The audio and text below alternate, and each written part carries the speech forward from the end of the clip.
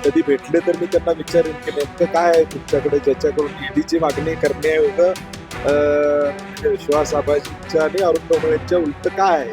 मुश्रीफ साहेबांनी महायुतीचा एवढा ध्यास घेतलेला आहे की महायुतीचे शिल्पकार असल्यासारखं ते आता अगदी महायुती म्हणून या ठिकाणी सगळं पुढे जात आहे. त्यामुळे आता काय बोलणार, त्यांचं त्यांचं चालू आहे. निवडणूक आयोग काय गांभीर्यानं गेला असं वाटत नाही. निवडणूक आयोग सरकारच्या इशाऱ्यावर चालते, अनेकदा सिद्ध झालं. मुख्यमंत्र्यांनी ती आट घातली असणार की जर त्यांना आमदारकी द्यायची असेल तर पक्ष प्रवेश करू देत, पक्षाच्या शिस्तीत राहू देत. त्यामुळे एक पद्धतीनं लगाम बांधायचं काम भाजपच्या वतीनं बच्चू कडूंना करण्यात आलेलं आहे. महायुती अंतर्गत लढाई आहे, आम्ही बघतोय फक्त. कायदा महाराष्ट्र शासनानं विधिमंडळात 1,00,000 सोसायटींसाठी एक कायदा केला आणि त्यामध्ये ज्यावेळी संचालक मंडळाची मुदत संपेल त्यावेळी ती कंटिन्यू राहायचं, परंतु आता त्याच्यावर प्रशासक अशा पद्धतीची तरतूद केलेली आहे. त्यामुळे आता कालच्या हायकोर्टच्या निर्णयामुळं ह्या 1200 संस्थांचा निर्णय लागणं अत्यंत महत्त्वाचं आहे.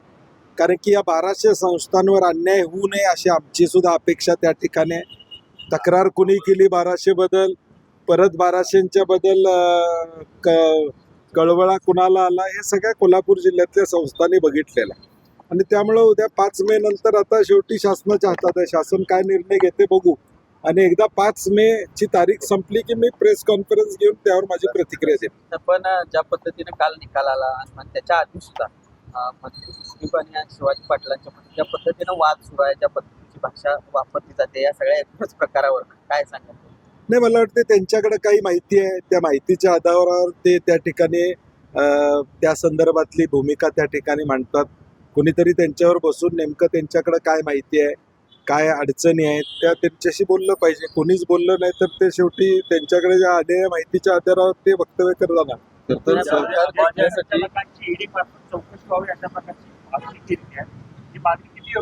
नाही, मला माहित नाही त्यांनी मागणी केली आहे का ते बोललेत. कधी भेटले तर मी त्यांना विचारेन की नेमकं काय आहे तुमच्याकडे ज्याच्याकडून ईडीची मागणी करण्याएवढं म्हणजे विश्वास आबाजींच्या आणि अरुण डोंगरेंच्या उलट काय आहे की ज्याच्या तुम्ही ईडीची मागणी करताय. भेटले तर एकदा विचार. विनोदानं मी म्हणलं तुम्ही भेटत नाही, ते भेटतात असं म्हणलं. प्रवेश झालेला आहे, कसं बघता? निवडणुका तर संपलेल्या आहेत, अजूनही इनकमिंग नाही, इनकमिंगचा विषय नाही आहे आता. क्लिअर कट म्हणजे तुम्ही जर सरकारबरोबर असाल तर सरकारच्या उलटी भूमिका घेऊ शकत नाही. बच्चू कडू प्रहार संघटनेच्या माध्यमातून सरकारला अडचणीत आणत होते आणि मला वाटते कदाचित मुख्यमंत्र्यांनी ती आट घातली असणार की जर त्यांना आमदारकी द्यायची असेल तर पक्ष प्रवेश करू देत, पक्षाच्या शिस्तीत राहू देत. त्यामुळे एक पद्धतीनं लगाम बांधायचं काम भाजपच्या वतीनं बच्चू कडूंना करण्यात आले. 3 संचालकांची ईडी कडून बोललो त्याच्यावर आलो बोललो. विधान परिषदेमध्ये ज्या पद्धतीनं काल घडलेला आहे, पहाटे घडलेला आहे, काही ठिकाणी पोस्टल मतं या ठिकाणी अफरातफरी केली जाते अशा प्रकारचा आरोप ममता बॅनर्जींनी केलेला आहे. ती खरंच घटनाची वाटते आणि निवडणूक आयोग त्याबाबत गांभीर्याने घेईल असं वाटतंय का? निवडणूक आयोग काय गांभीर्यानं गेलं असं वाटत नाही. निवडणूक आयोग सरकारच्या इशाऱ्यावर चालते, हे अनेकदा सिद्ध झालं.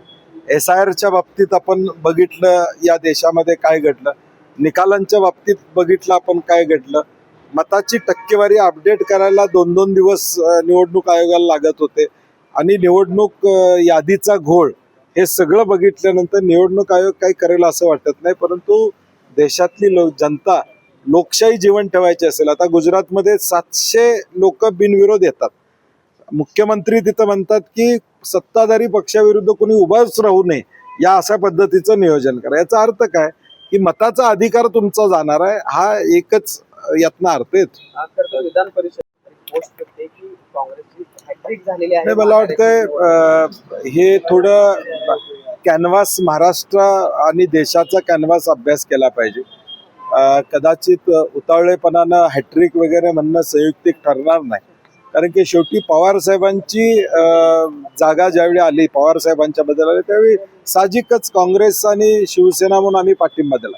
यावेळी आमची इच्छा होती की उद्धव ठाकरे साहेबांनी ही निवडणूक लढवावी, अन्यथा मित्रपक्षांपैकी कुणाला तरी जागा द्यावी. परंतु शिवसेनेचा आग्रह होता, त्यांना ती जागा हवी होती, त्यांनी तो निर्णय त्या ठिकाणी घेतला. हरकत नाही, काल आम्ही जवळजवळ 2-3 तास बसलो शिवसेनेच्या नेत्यांशी बोललो, उद्धवजींशी बोललो आणि त्यामध्ये पुढच्या निवडणुकांची देखील चर्चा त्या ठिकाणी झालेली आहे, ज्याचा उल्लेख प्रदेशाध्यक्षांनी कालच सुतोवच केलेला आहे. त्यामुळे तसं काही अडचण नाही.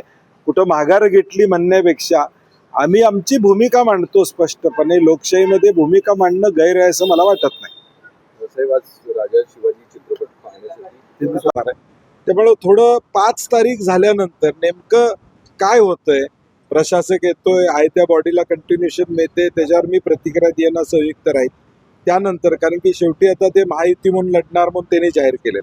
आता मी समविचारी जे माझ्याबरोबर येतील, कोणी येतील, जे येतील त्यांना घेऊन लढायचा निर्णय आमचा पक्का आहे. खरं तर सहकारमध्ये एक मोठी संस्था म्हणून त्याकडे पाहिलं जाते. तिथं देखील पक्षीय राजकारण जर आलं तर सहकार टिकवण्यासाठी जे सगळेजण मिळून कष्ट करत असतात. नाही, मला वाटते आजपर्यंत आम्ही राजकीय जोडे जिल्हा मध्यवर्ती बँक आणि गोकुळमधून बाहेर ठेवलेले आहेत. परंतु आता पुढच्या बाजूनं ते येणार असतील तर आम्ही त्याला काही थांबवू शकत नाही. कारण की आता महायुतीची सत्ता देशात, राज्यात, महानगरपालिकेत, जिल्हा परिषदमध्ये, पंचायत समितीमध्ये, मार्केट कमिटीमध्ये अशी सगळीकडे आहे. त्यामुळे आता गोकुळमध्ये सुद्धा त्यांना वाटत असेल की महायुतीची सत्ता यावी. शिवाजी पाटील यांनी ज्या पद्धतीनं सरकारमध्ये असं पक्षीय नाही, मला वाटतं कोल्हापुरातली जनता सुज्ञ आहे. गोकुळची ज्यावेळी निवडणूक लागेल त्यावेळी गोकुळचा मतदार योग्य निर्णय घेईल आणि तो आमच्या बाजूने घेईल याची मला खात्री नाही, आहे. पण शिवाजी पाटील यांनी अचानकपणे ज्या पद्धतीने आक्रमक भूमिका घेतलेली आहे त्यामध्ये अदृश्य शक्तीचा देखील हात नाही, असतो. मला वाटतं हा महायुतीतला जो काय गोंधळ आहे तो त्यांनी एकत्र बसला पाहिजे. आता परवा आम्ही बघितलं, शिष्टमंडळ गेलं, मुख्यमंत्र्यांना भेटलं, उपमुख्यमंत्र्यांना भेटलं, त्या शिष्टमंडळात ही सगळी मंडळी एकत्र दिसत आहेत आम्हाला. त्यामुळे आता निवडणूक सुरू होते तोपर्यंत त्याच्यावर नाही, बोलणं. पण शिवाजी पाटलांनी तर आता मुश्रीफ आमच्या सोबत नकोच या गोकुळच्या निवडणुकीमध्ये असं मुख्यमंत्र्यांकडे करणार आहे असं म्हटलेलं आहे. नाही, मला वाटतं खरं मुश्रीफ साहेबांनी महायुतीचंच पॅनेल असणार असं एक 12,000 वेळा जाहीर केलेलं आहे गेल्या 6 महिन्यात. त्यामुळे आता माझं काय त्यांचं त्या बाबतीत बोलणं झालेलं नाही. कारण की त्यांनी एवढं ते मुश्रीफ साहेबांनी महायुतीचा एवढा ध्यास घेतलेला आहे की महायुतीचे शिल्पकार असल्यासारखं ते आता अगदी महायुती म्हणून या ठिकाणी सगळं पुढे जात आहे. त्यामुळे आता काय बोलणार, त्यांचं चालू आहे. त्यांचं चालू, तुम्ही त्यांना विचारा ना, त्यांना प्रश्न विचारणं गरजेचं आहे. कारण की सुरुवात त्यांनी केलेली आहे की ही निवडणूक महायुती म्हणून लढणार, आम्ही कुणाला बरोबर घेणार नाही वगैरे वगैरे त्यांनी चालू केलेलं. मी काय चालू केलं मित्र म्हणून सुद्धा तुमच्यापासून ते दूर गेलेले आहेत का? नाही, अजून भेट झाली, विचारतो आता एकदा. किती दिवसापूर्वी भेट झाली? आता जिल्हा मध्यवर्ती बँकेत परवा भेटलो. काही जिल्हा मध्यवर्ती बँकेची कामं होती किंवा वेगवेगळे विषय होते. उद्याच्या भविष्यकाळात बँक व्यवस्थित राहिली पाहिजे. कारण की साखर कारखानदारी या राज्यातली अडचणीत आलेली आहे. यावर्षी 50% साखर कारखाने चालू होणार नाही म्हणून त्यांच्याशी त्या बाबतीत ही चर्चा केली की राज्य शासन म्हणून त्यामध्ये काहीतरी भूमिका घेतली पाहिजे, तरच या वर्षीची कारखानदारी चालू राहील. अंमलवाडी दररोज भेटतात, कधी कधी भेटतात. विनोदानं मी म्हटलं तुम्ही भेटत नाही, ती भेटतात असं म्हणतात. साहेब, बच्चू कडूंचा अखेर शिवसेना शिंदे गटामध्ये प्रवेश झालेला आहे. कसं बघता, निवडणुका तर संपलेल्या आहेत, अजूनही इनकमिंग यामध्ये नाही, इनकमिंगचा विषय नाही आहे आता. क्लिअर कट म्हणजे तुम्ही जर सरकारबरोबर असाल तर सरकारच्या उलटी भूमिका घेऊ शकत नाही. बच्चू कडू प्रहार संघटनेच्या माध्यमातून सरकारला अडचणीत आणत होते आणि मला वाटते कदाचित मुख्यमंत्र्यांनी ती आड गाठली असणार की जर त्यांना आमदारकी द्यायची असेल तर पक्ष प्रवेश करू देत, पक्षाच्या शिस्तीत राहू देत. त्यामुळे एक पद्धतीनं लगाम बांधायचं काम भाजपच्या वतीनं बच्चू कडूंना करण्यात आलं. गोकुळच्या 3 संचालकांची ईडी कडून चौकशी बोललो त्याच्यावर आलो. साहेब, विधान परिषदेमध्ये सरकारमध्ये ज्या पद्धतीनं काल घडलेला आहे, पार्टी घडलेला आहे, काही ठिकाणी पोस्टल मतं त्या ठिकाणी अफरातफरी केली जातं अशा प्रकारचा आरोप ममता बॅनर्जींनी केलेला आहे. ती खरंच घटनाची वाटते आणि निवडणूक आयोग त्याबाबत गांभीर्याने गेलं असं वाटतंय का? निवडणूक आयोग काय गांभीर्यानं गेलं असं वाटत नाही. निवडणूक आयोग सरकारच्या इशाऱ्यावर चालते, अनेकदा सिद्ध झालं. SIRच्या बाबतीत आपण बघितलं या देशामध्ये काय घडलं, निकालांच्या बाबतीत बघितलं आपण काय घडलं.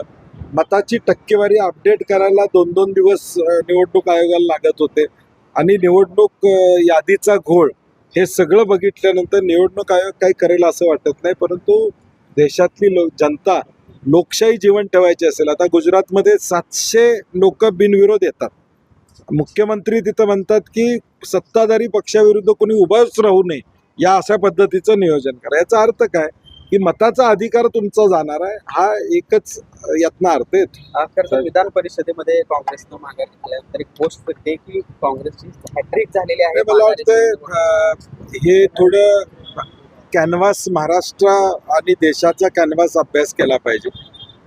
कदाचित उतावळेपणानं हॅट्रिक वगैरे म्हणणं संयुक्तिक ठरणार नाही, कारण की शेवटी पवार साहेबांची जागा ज्यावेळी आली, पवार साहेबांच्या बद्दल आली, त्यावेळी साहजिकच काँग्रेस आणि शिवसेना म्हणून आम्ही पाठिंबा दिला.